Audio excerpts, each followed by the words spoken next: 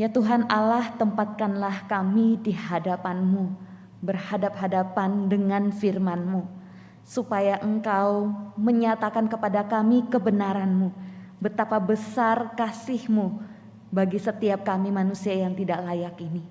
Kami siap untuk mendengarkan firman-Mu. Tuhan kiranya yang boleh membukakan hati kami, memberikan kami kerendahan hati untuk mau ditegur, dihajar oleh kebenaran-Mu, sehingga hidup kami boleh sungguh-sungguh semakin hari semakin diteguhkan, semakin hari semakin mengenal siapa Allah yang kami percaya. Terima kasih Tuhan, berkati waktu perenungan firman Tuhan pada hari ini. Dalam nama Tuhan Yesus kami berdoa dan bersyukur. Amin. Shalom saudara yang dikasihi Tuhan, baik yang ada di gereja maupun beribadah dari tempat masing-masing. Kita bersyukur kepada Tuhan untuk hari yang Tuhan masih percayakan kepada setiap kita. Kalau hari ini saya tanya kepada setiap kita, gimana kabarnya? Gimana kabarnya? Sebagian besar pasti akan memberikan jawaban yang umum ya, kabar saya baik begitu. Ya bersyukur, puji Tuhan jika kabar kita semua baik. Tetapi saya berpikir ketika saya menanyakan jawaban ini, apakah kawan-kawan Bapak Ibu Saudara sekalian pernah memikirkan apa sih jawaban yang saya harapkan? Gitu. Ketika orang bertanya kepada kita, apa jawaban yang mereka harapkan? Apakah mereka cuman basa-basi aja gitu? Atau memang mereka benar-benar ingin tahu gimana kabar kita? Bapak Ibu Saudara, ketika saya bertanya, saya benar-benar ingin kita merenungkan dan bertanya kepada diri kita sendiri. Apakah kabar saya baik hari ini? Ataukah hati saya sedang penuh dengan kegelisahan? Ataukah saya sedang merasa takut? Hati saya sedang terluka, merasa kecewa. Ini adalah waktu untuk kita bisa merenung dan bertanya kepada setiap diri kita. Tetapi kondisi apapun di dalam diri kita, apapun yang kita rasakan, apapun yang kita hadapi, percayalah, ketika firman Tuhan berbicara kepada setiap kita, kapanpun waktunya, Tuhan punya maksud. Saya ingin mengajak kita membuka satu bagian firman Tuhan di dalam Yesaya pasal 40 ayat 12 sampai 31. Yesaya pasal 40 ayat 12 sampai 31. Saya hanya akan membaca beberapa bagian secara acak untuk mencoba merangkum keseluruhan perikop ini ya. Yesaya pasal 40 ayat 12 sampai 31. Bapak Ibu Saudara silakan memperhatikan Alkitab masing-masing, saya akan bacakan bagi setiap kita. Ayat 12. Siapa yang menakar air laut dengan lekuk tangannya dan mengukur langit dengan jengkal, menyukat debu tanah dengan takaran, menimbang gunung-gunung dengan dacing atau bukit-bukit dengan neraca. Siapa yang dapat mengatur roh Tuhan atau memberi petunjuk kepadanya sebagai nasihat? Kepada siapa Tuhan meminta nasihat untuk mendapat pengertian? Dan siapa yang mengajar Tuhan untuk menjalankan keadilan? Atau siapa yang mengajar dia pengetahuan dan memberi dia petunjuk supaya ia bertindak dengan pengertian? Ayat 21. Tidakkah kau tahu? Tidakkah kamu dengar? Tidakkah diberitahukan kepadamu dari mulanya? Tidakkah kamu mengerti dari sejak dasar bumi diletakkan? Dia yang bertahta di atas bulatan bumi, yang penduduknya seperti belalang. Dia yang membentangkan langit seperti kain dan memasangnya seperti kemah kediaman. Ayat 25. Dengan siapa hendak kamu samakan aku, seakan-akan aku seperti dia? Firman Tuhan yang Maha Kudus. Arahkanlah matamu ke langit dan lihatlah, siapa yang menciptakan semua bintang itu dan menyuruh segenap tentara mereka keluar sambil memanggil nama mereka sekaliannya. Satupun tiada yang tak hadir, oleh sebab ia maha kuasa dan maha kuat. Ayat 27, mengapa engkau berkata demikian hai Yakub, dan berkata begini hai Israel, hidupku tersembunyi dari Tuhan, dan hakku tidak diperhatikan Allahku. Tidakkah kau tahu dan tidakkah kau dengar? Tuhan ialah Allah kekal yang menciptakan bumi dari ujung ke ujung.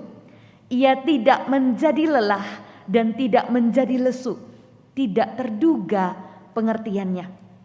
Dia memberi kekuatan kepada yang lelah dan menambah semangat kepada yang tiada berdaya. Orang-orang muda menjadi lelah dan lesu, dan teruna-teruna jatuh tersandung. Tetapi orang-orang yang menanti-nantikan Tuhan mendapat kekuatan baru. Mereka seumpama raja wali yang naik terbang dengan kekuatan sayapnya. Mereka berlari dan tidak menjadi lesu, mereka berjalan dan tidak menjadi lelah. Sampai di sini pembacaan Alkitab kita. Bapak Ibu Saudara yang dikasihi Tuhan, kondisi kita baik ataupun tidak baik pada hari ini, kita pasti akan sama-sama mengakui dengan jujur bahwa kita sudah melewati masa-masa yang tidak mudah di beberapa waktu ini. Sepanjang tahun 2020 kita tahu kita mengalami banyak sekali peristiwa jatuh bangun. Bukan hanya bangsa kita, tetapi juga mungkin kondisi keuangan kita, keluarga kita, pendidikan anak kita, mental kita, secara psikis kita stres, kita tertekan. Mungkin kalau orang bisa mengatakan atau menyimpulkan paling buruk tahun 2020 bagi kita yang hidup di zaman ini dengan generasi sekarang, itu seperti tahun keputusasaan, di mana ada banyak rencana harus dibatalkan, banyak harapan harus pupus, kebahagiaan itu harus berubah menjadi ketakutan. Orang kemudian banyak yang merasa kehilangan orang-orang yang paling dekat, orang-orang yang mereka kasihi. Melihat apa yang baru saja dilewati sepanjang tahun 2020, mungkin saya bisa katakan bahwa tahun 2021 ini juga tidak mungkin memberikan jaminan bahwa tahun 2021 akan kita jalani dengan penuh keramahan, kedamaian, dan ketenangan. Hari semakin tidak mudah. Bapak Ibu Saudara yang dikasihi Tuhan, ada banyak sekali alasan di luar sana yang mungkin membuat setiap orang mulai mempertanyakan Tuhan. Ada banyak sekali peristiwa yang kita alami yang mungkin membuat kita mulai bertanya-tanya, kenapa Tuhan tidak melakukan sesuatu? Kenapa Tuhan tidak melakukan apapun? Malahan kemarin kita mendengar berita ada virus baru lagi, ya kan? Semakin hari semakin banyak berita yang membuat kita merasakan takut. Semakin hari semakin banyak hal yang membuat kita merasa, Tuhan sebenarnya buat apa ya? Tuhan sebenarnya melakukan sesuatu enggak ya? Apakah Tuhan benar-benar ada? Apakah Tuhan benar-benar peduli? Tidak sedikit anak-anak Tuhan mulai protes kepada Tuhan. Mulai mempertanyakan, merasionalkan kondisi keterpurukan yang mereka alami dan bertanya-tanya dan mungkin mulai berpikir, Tuhan mungkin gak ada. Mungkin berpikir, ya kalaupun Tuhan ada, Tuhan gak peduli pada saya. Bapak Saudara, memang itulah natur manusia. Kecenderungan yang dimiliki oleh manusia ketika mereka menghadapi kegagalan, mengalami keterpurukan, menghadapi masalah yang tidak bisa mereka selesaikan, bahkan menghadapi persoalan demi persoalan yang mungkin membawa mereka kepada ambang kematian. Apa yang dilakukan oleh manusia adalah cenderung berusaha mencari orang untuk disalahkan, mencari kambing hitam. Siapa yang disalahkan? Tuhan. Makanya tidak sedikit kita lihat orang-orang di dalam persoalan hidup mereka yang bertubi-tubi, pada akhirnya mereka memilih untuk meninggalkan Tuhan. Dengan pemahaman yang dangkal atas kemahakuasaan Allah, salah satunya yang disalahkan adalah Tuhan. Inilah kondisi yang dialami oleh umat Tuhan Israel ketika mereka melayangkan protes kepada Tuhan. Bangsa Israel menutup mata atas dosa mereka. Mereka meninggalkan Tuhan, mereka mencari pertolongan kepada Mesir, bahkan menjalin relasi dengan Babel yang mana sudah berulang-ulang kali diperingatkan oleh para nabi. Yesaya sudah berulang kali memperingatkan mereka, mulai dari Ahaz sampai Hizkia. Kalau kita baca di 2 Raja-Raja itu begitu banyak kisah kebebalan dari bangsa Israel, mulai dari pemimpin sampai kepada yang di bawah. Tidak mendengarkan Tuhan, meninggalkan Tuhan, kompromi mencari pertolongan manusia. Sampai pada akhirnya justru Babel yang mengepung dan meruntuhkan kerajaan Yehuda. Mereka mengalami pembuangan, dan di dalam keputusasaan yang mereka alami, mereka melihat pengaruh Babel yang semakin kuat, semakin besar. Akhirnya mereka sampai kepada satu titik. Di dalam pembuangan mereka mulai ingat kepada Tuhan. Di dalam masalah-masalah yang dihadapi oleh manusia, saya dalam perenungan beberapa waktu ini, saya berpikir Tuhan mungkin sengaja mengizinkan berbagai peristiwa, gejolak di tengah-tengah bangsa ini, gejolak di tengah-tengah dunia ini, untuk membuat pada akhirnya kita menyebut nama Tuhan, mencari Tuhan, mengingat Tuhan. Tetapi Tuhan seperti apa yang kita ingat? Tuhan seperti apa yang kita kenal? Tuhan seperti apa yang terbesit di kepala kita ketika kita menghadapi pergumulan?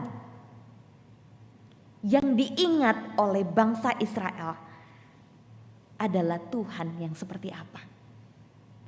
Mereka berkata apa? Tuhan yang mereka ingat adalah Tuhan yang tidak peduli. Hidupku tersembunyi dari Tuhan. Hakku tidak diperhatikannya. Yang mereka ingat adalah Tuhan yang tidak bisa melihat dan menemukan mereka di dalam pergumulan mereka. Yang mereka ingat adalah Tuhan yang tidak peduli dan Tuhan yang membiarkan mereka berada dalam pembuangan.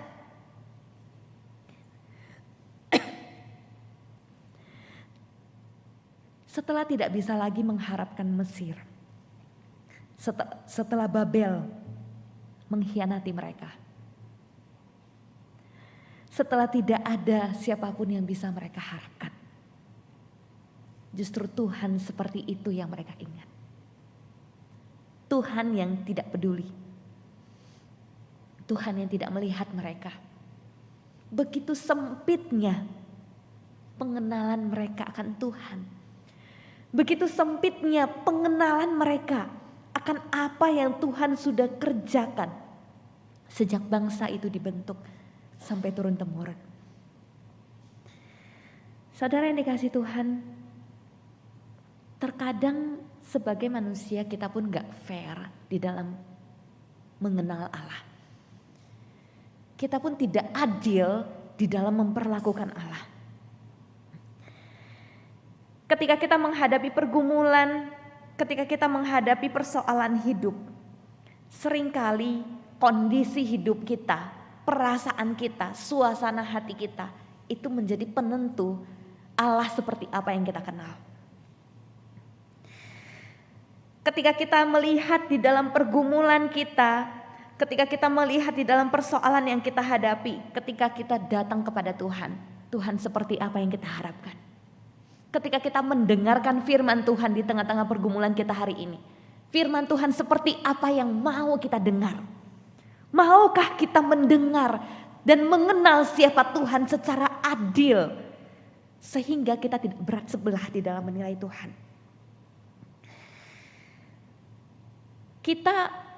Ketika kita berhadapan dengan pergumulan kita berusaha untuk meminta Tuhan menjadi Allah yang adil, menjadi Allah yang membebaskan atau membenarkan kita, dan menghukum orang yang merugikan kita dan membuat kita menderita. Tetapi ketika kita jatuh ke dalam dosa, bisakah kita, beranikah kita meminta Allah datang sebagai Allah yang adil untuk menghajar kita dan menghukum kita karena dosa kita? kita seringkali tidak adil menempatkan Tuhan, tidak adil memperlakukan Tuhan.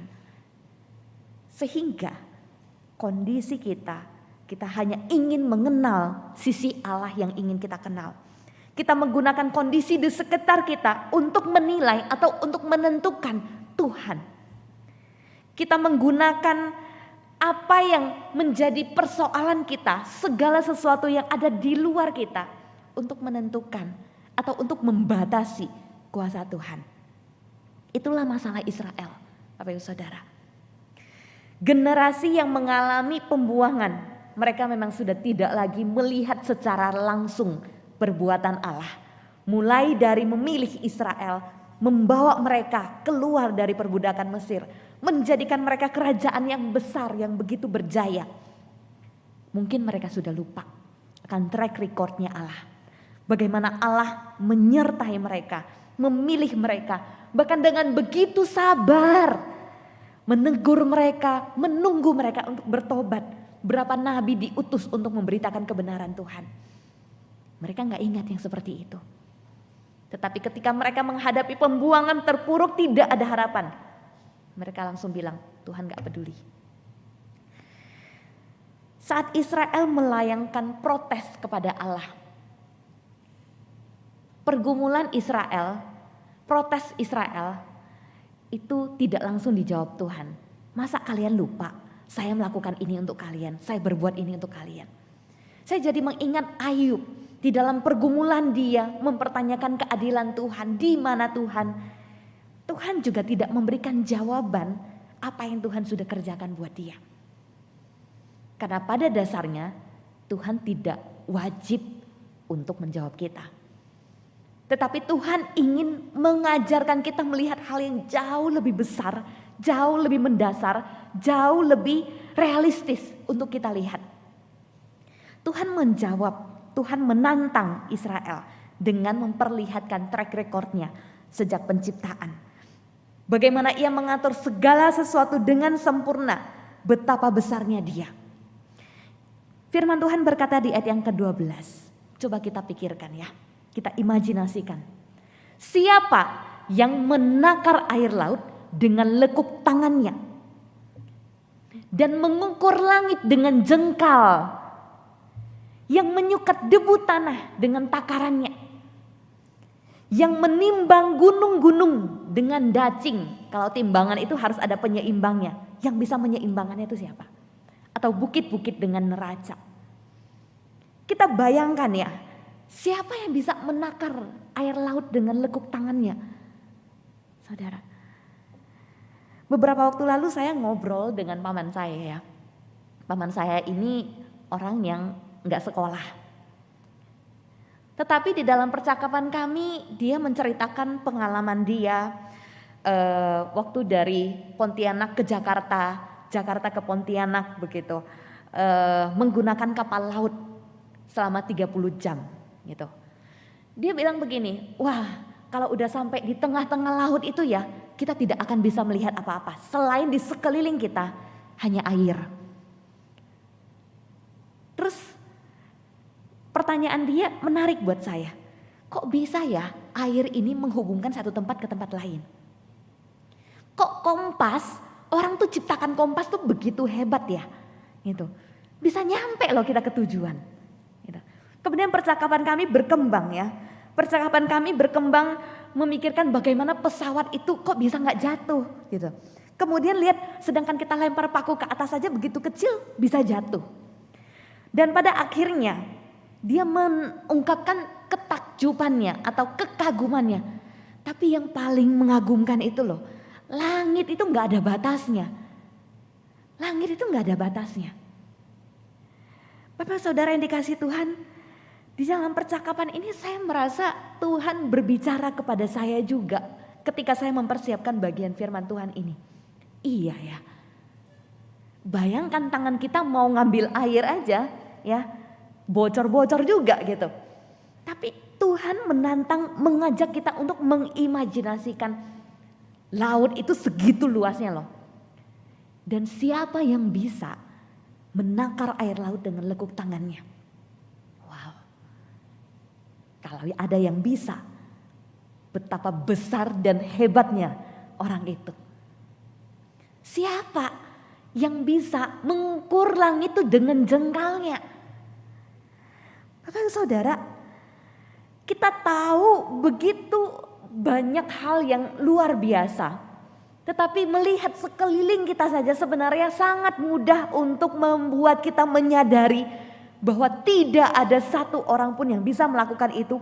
Berarti ada satu pribadi yang begitu agung, satu pribadi yang begitu besar yang bisa melakukan itu.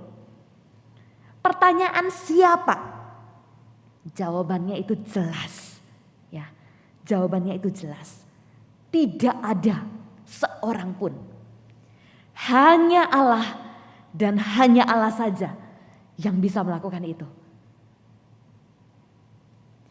Kemudian firman Tuhan memberikan beberapa bagian pertanyaan yang sama yang diulang-ulang. Ayat 18, ayat 25 mengulang pertanyaan yang sama. Dengan siapakah hendak kamu samakan Allah? Atau apakah yang kamu dapat anggap serupa dengan Dia? Jawabannya apa? Jelas, tidak ada. Saya ingin mengajak kita melihat satu video ya yang dirancang oleh seorang astrofisikawan ya. Astrofisikawan itu ya seorang ahli astronomi dan juga ahli fisika bernama Daniel Obresko. Nah, video pendek ini dia melakukan zoom in itu memperbesar ya. Dengan mengukur dari partikel terkecil sampai terbesar. Ini judulnya namanya cosmic eye ya. Melihat sampai kepada alam semesta. Kemudian setelah melihat sampai jangkauan terbesar, masuk ke dalam jangkauan terkecil yaitu manusia sampai sel, sampai kepada inti sel. Gitu. Coba kita lihat video lagi.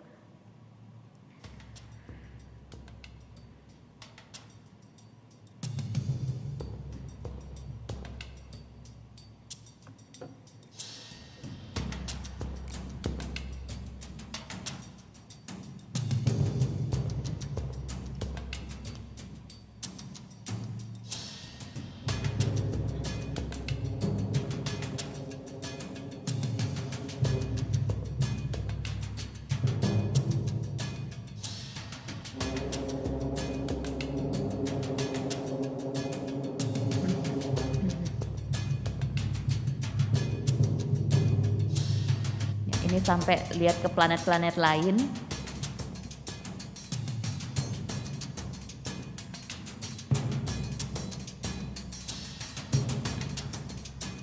Kemudian sampai kepada matahari, masuk kepada galaksi yang lain.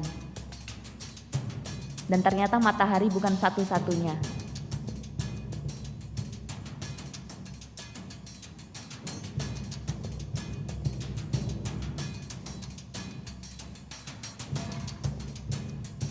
Ini Milky Way ya, bukan cuma satu ternyata galaksinya ya.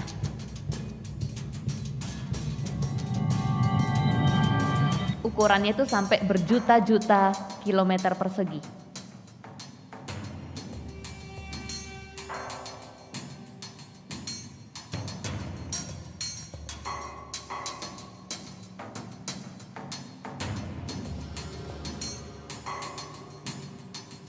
Ini kemudian di zoom out lagi, lebih kecil lagi jaraknya untuk kembali kepada titik awal.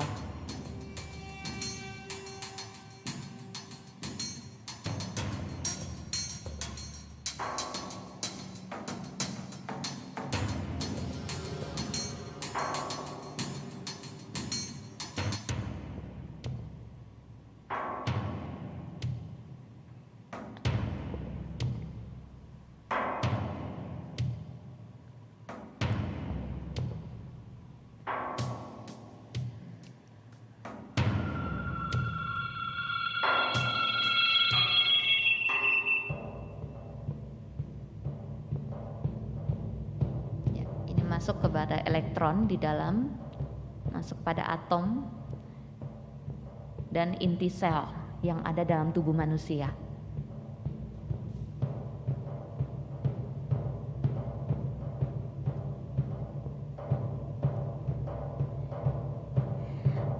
Bapak Ibu Saudara, video ini berusaha dibuat senyata mungkin.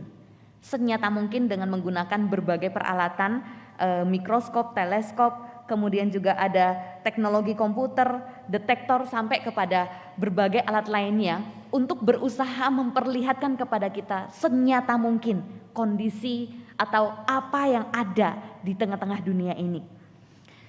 Bapak Saudara, ini dikasih Tuhan dengan panca indera kita. Ketika kita mengimajinasikan apa yang dikatakan firman Tuhan tadi, siapa yang dapat menakar air laut, siapa yang dapat mengukur langit. Kemudian ketika kita melihat alam semesta yang begitu luar biasa, sebenarnya kita akan dengan sangat mudah bisa mengakui bahwa tidak ada yang bisa selain Allah. Hanya Allah yang bisa melakukan itu. Video tadi memperlihatkan begitu kompleks, betapa kompleksnya alam semesta dunia yang diciptakan dengan berbagai unsur yang ada di dalamnya. Dan logikanya, orang yang menciptakan untuk menghancurkannya, itu orang yang paling bodoh. Dan Tuhan kita tidak menciptakan ini semua untuk membiarkannya, untuk tidak peduli, untuk membinasakannya. Maka orang yang mengatakan bahwa Allah itu tidak peduli itu salah besar. Dalam tubuh kita saja begitu kompleks, begitu ribet. Masa sih Tuhan menciptakan dengan begitu kompleks hanya untuk membiarkan dan tidak peduli kepada kita? Tidak ada yang bisa dibandingkan dengan Allah. Kalau kita melihat jika Allah saja sedemikian detailnya, agungnya, hebatnya mengatur alam semesta dengan segitu rupanya. Pertanyaannya adalah, siapa yang dapat mengatur roh Tuhan atau memberi petunjuk kepadanya sebagai penasehat? Apa yang harus Tuhan lakukan? Tuhan harus begini, Tuhan harus begitu. Jawabannya sama. Tidak ada. Saudara yang dikasih Tuhan, bangsa Israel di dalam keputusasaan mereka. Tidak ada harapan untuk pemulihan. Kehancuran, pembuangan. Sulit membuat mereka untuk bisa fokus kepada janji Allah. Mengingat apa yang Allah janjikan kepada mereka. Dan masalah yang dihadapi itu juga pada akhirnya membuat mereka lupa akan apa yang Tuhan telah kerjakan. Track recordnya Tuhan itu apa? Bagian firman Tuhan hari ini mengingatkan saya, bukankah ini yang juga sering kita alami? Bukankah ini adalah kondisi yang juga sangat relate, sangat familiar dengan kita? Ketika kita menghadapi masalah, kadang-kadang kita melihat masalah lebih besar daripada apa yang Tuhan telah kerjakan. Begitu banyak hal yang Tuhan telah kerjakan bagi setiap kita. Padahal saudara, Tuhan menantang Israel dengan mengatakan bahwa kekuatannya, hikmatnya itu tidak terduga. Ketika Tuhan bisa menciptakan alam semesta sedemikian rupa, masakan Tuhan tidak bisa sih mengatur atau mengatasi persoalan kita? Masa sih Tuhan gak bisa menghilangkan virus itu dalam sekali klik? Sangat mudah bukan? Tetapi kenapa Tuhan izinkan? Kita akan melihat kebenaran apa yang Tuhan ingin ajarkan bagi setiap kita. Bapak Saudara, Tuhan adalah Tuhan yang kekuatannya tidak terbatas. Hikmatnya tidak terduga pengertiannya. Karena itu kondisi apapun yang terjadi di tengah-tengah dunia ini tidak akan mengubah fakta. Siapa Tuhan, betapa besarnya Dia, betapa agungnya Dia, dan betapa Dia mengasihi dunia ini. Itu kata firman Tuhan. Kondisi dunia ini yang dicemarkan dan dirusak oleh manusia yang serakah dan dosa tidak akan pernah menurunkan kualitas, tidak akan pernah menghilangkan atau menyangkali kebenaran akan siapa Allah yang benar, akan siapa Allah yang agung, akan siapa Allah yang berkuasa, yang kekal, yang mengasihi Bapak Ibu Saudara dan saya. Maka yang harus kita lihat dalam kebenaran firman Tuhan ini, bahwa Tuhan yang demikian berkata bahwa Ia memberi kekuatan kepada yang lelah. dan menambah semangat kepada yang tidak berdaya. Bagaimana kita belajar tetap memandang kepada Allah. Bagaimana kita belajar menegadahkan kepala kita mencari pertolongan kepada Tuhan. Membawa kita berusaha untuk menanggung persoalan, pergumulan yang mungkin melewati batas kekuatan kita. Tapi kita percaya Tuhan memberikan kekuatan kepada kita. Bapak saudara, kita perlu belajar merendahkan hati kita untuk tidak mengatur Tuhan. Kita perlu belajar merendahkan diri kita untuk tidak menjadi sombong dan mengandalkan kekuatan manusia. Kita perlu belajar menahan diri kita untuk tidak melewati batas. Mengatur Tuhan seolah-olah kita lebih tahu apa yang Tuhan seharusnya lakukan bagi dunia ini. Seolah-olah kita lebih tahu apa yang Tuhan seharusnya lakukan dalam pergumulan kita. Jangan melewati batas. Ini sesungguhnya adalah latihan yang sangat sulit. Bapak saudara, di dalam merenungkan firman Tuhan ini saya menyadari betapa saya tidak layak memberitakan bagian firman Tuhan ini. Betapa seringnya saya itu melewati batas. Seolah-olah saya lebih tahu Tuhan seharusnya begini loh. Tuhan seharusnya gereja kayak gini. Tuhan seharusnya sebagai anak Tuhan tuh saya seperti ini. Tuhan seharusnya Tuhan mengatur, menegur orang-orang seperti ini. Berulang kali saya gagal. Bahkan di dalam pergumulan saya, ketika saya minta Tuhan untuk menjaga mama saya ingat sekali 2 minggu sebelum saya ke Manado untuk praktek setahun. Tuhan menjawab langsung, oke, kamu minta saya jaga mamamu selama 1 tahun selama kamu praktek. Saya jaga mama kamu, tidak usah setahun, saya bawa dia bersama saya selamanya. Dan saya bilang sama Tuhan apa? Tuhan harusnya bukan kayak gini. Saya gak minta lama-lama, saya gak minta Tuhan bawa. Saya cuma minta setahun. Supaya setelah itu saya ingin punya kesempatan untuk bawa mama saya untuk tinggal bersama dengan saya. Bukankah kita pun sering mengatakan hal yang serupa kepada Tuhan? Melewati batas.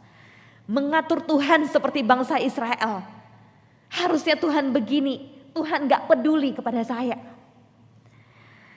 Bapak Ibu saudara yang dikasih Tuhan, dalam masalah yang ada, masalah dunia ini, masalah orang lain, masalah diri kita sendiri, kita jauh lebih pintar untuk berkomentar dibanding kita tunduk dan percaya kepada Tuhan.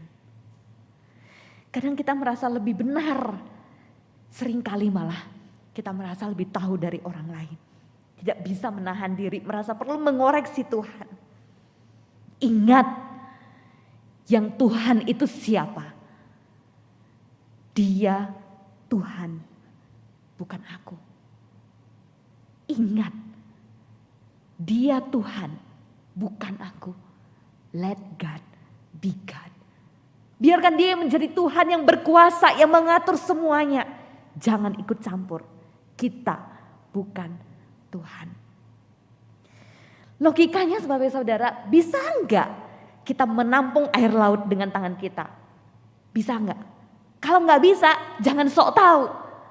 Kalau nggak bisa, jangan merasa lebih tahu dan lebih pintar untuk mengatasi dan mengatur Tuhan. Bagaimana harus menghentikan pandemi di dunia ini? Bagaimana harus menghadapi orang-orang yang menyiksa, menganiaya orang Kristen? Bagaimana harus menghadapi setiap penyakit pergumulan yang tidak bisa kita hadapi? Dia Tuhan, Dia lebih tahu. Dan biarkan Dia menjadi Tuhan yang secara leluasa mengatur dunia ini dan segala isinya, termasuk kita yang ada di dalamnya. Tuhan ialah Allah kekal yang menciptakan bumi dari ujung ke ujung. Kesadaran itulah yang membuat kita harus menyadari ada kesombongan dalam diri kita yang harus kita bereskan. Tuhan tidak menjadi lelah dan tidak menjadi lesu. Tidak terduga pengertiannya. Dia tahu apa yang dia lakukan, Bapak Saudara. Tidak ada satupun kuasa di dunia ini yang mampu menandingi kebesaran, hikmat, kuasa, kehebatan Allah. Dan orang yang menanti-nantikan Tuhan mendapat kekuatan baru untuk menghadapi setiap tantangan hal yang menakutkan di dalam dunia ini. Ini adalah berita penghiburan yang begitu besar, yang didengungkan dari dulu sampai sekarang. Ini adalah berita penghiburan bukan hanya bagi Israel, tetapi bagi kita hari ini. Hanya Allah dan hanya Allah saja yang sanggup memberikan jaminan yang terbesar dan menggenapinya bagi manusia. Dia sudah menggenapi dengan memberikan nyawanya sebagai jaminan tertinggi bagi kita. Sebagai jaminan yang paling besar yang hanya Dia yang berani memberikan dan menggenapinya. Siapa yang berani memberikan janji dengan nyawanya sebagai jaminannya? Kalau saya gagal, saya mati buat kamu. Kalaupun ada yang berani ngomong, ada nggak yang berani melakukan? Firman Tuhan berkata, tidak ada orang yang mau mati bagi orang yang benar. Tapi bagi orang yang baik, mungkin ada yang mau mati. Tapi faktanya, saudara, kita baik pun enggak. Siapa yang mau mati buat kita? Kita berdosa, kita enggak layak. Tapi Tuhan memberikan nyawanya sebagai jaminan terbesar. Hanya Allah dan hanya Allah saja yang bisa melakukan itu. Itulah yang dikatakan oleh Paulus di dalam Roma pasal 8 ayat 32. Dikatakan, Ia yang tidak menyayangkan nyawa anaknya sendiri, tetapi menyerahkannya bagi kita. Bagaimanakah mungkin Ia tidak mengaruniakan segala sesuatu kepada kita bersama-sama dengan Dia? Dalam terjemahan The Passion Translation bagian ini dikatakan, Ia yang udah memberikan anaknya, gak sayang sama anaknya demi kita. Bagaimana mungkin Ia tidak memberikan apa yang seharusnya Ia berikan kepada kita? Nyawanya aja Dia berikan. Bapak saudara yang dikasihi Tuhan, Allah tidak menjanjikan jalan yang mudah.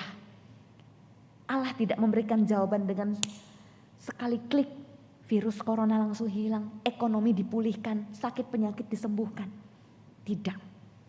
Tapi Allah menjanjikan yang lebih besar dari itu. Yaitu apa? Dia memberikan kekuatan yang cukup untuk menjalani setiap proses, tantangan, pergumulan hidup. Sehingga kita menjadi lebih kuat, bukan menjadi lebih manja. Makanya firman Tuhan katakan di dalam Yesaya pasal 40 di bagian yang terakhir. Di ayat yang ke-31 dikatakan orang-orang yang menanti-nantikan Tuhan mendapat kekuatan baru. Mereka seumpama raja wali yang naik terbang dengan kekuatan sayapnya. Karena kekuatan itu dari Tuhan. Dan mereka berlari tidak menjadi lesu. Mereka berjalan tidak menjadi lelah. Allah tidak menjanjikan jalan yang mudah. Tapi Allah memberikan kita kekuatan yang cukup untuk setiap level kehidupan yang harus kita naiki. Kalau jalan mudah, ketika jalan sulit kita tidak cukup kuat. Tetapi ketika jalan semakin hari semakin sulit, kekuatan Allah selalu cukup bagi setiap kita. Biarkan Allah bekerja secara leluasa lewat peristiwa apapun di dunia ini untuk membentuk kita, mendatangkan kebaikan bagi kita dan kemuliaan bagi Allah. Ingat, Dia Tuhan, bukan kita. Let God be God. Mari kita berdoa.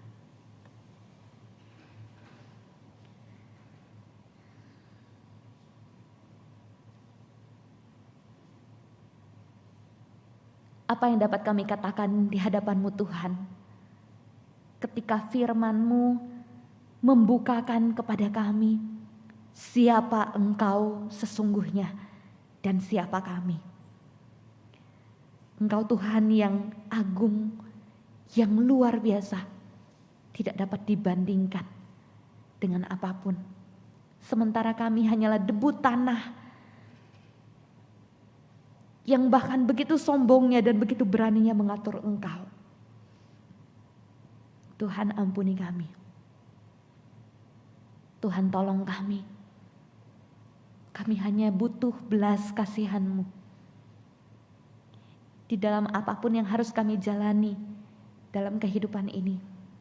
Kami mohon ketika kami terpuruk, ketika kami bergumul, ketika kami menderita. Ajar kami untuk mengingat Tuhan pencipta alam semesta ini. Ajar kami untuk mengingat Tuhan yang kekal, yang tidak terduga hikmat-Nya, yang tidak terbatas kekuatan-Nya. Bukan Allah yang tidak peduli, bukan Allah yang tidak memperhatikan kami. Ajar kami untuk mengenal Allah yang benar, Allah yang utuh. Supaya kondisi di sekitar kami tidak mempengaruhi pengenalan kami dan kepercayaan kami kepada Tuhan. Biarlah kekuatan Tuhan Engkau karuniakan kepada setiap kami. Sehingga kami mampu menjalani hari-hari yang semakin hari semakin jahat ini. Mohon belas kasihan-Mu Tuhan. Dalam nama Tuhan Yesus kami berdoa dan bersyukur. Amin.